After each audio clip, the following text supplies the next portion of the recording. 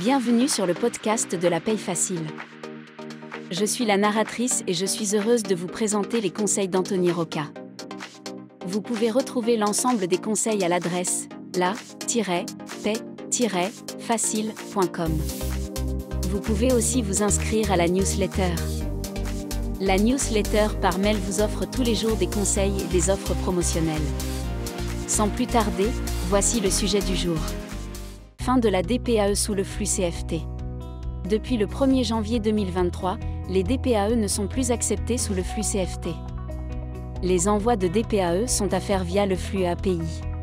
Il faut à présent s'assurer que, si vous utilisez un service automatisé d'envoi de DPAE, ce dernier transmet la déclaration sous un flux API.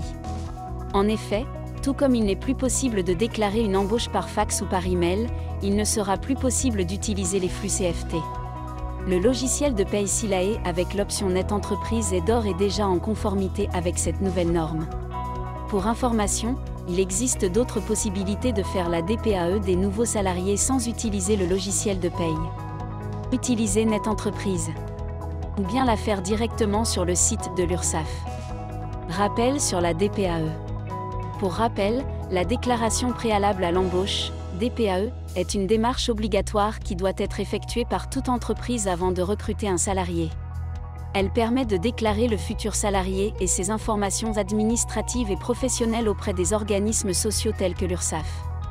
En cas de non-respect de l'obligation de déclaration préalable à l'embauche, l'entreprise peut être sanctionnée par des pénalités financières. Quand transmettre la DPAE ?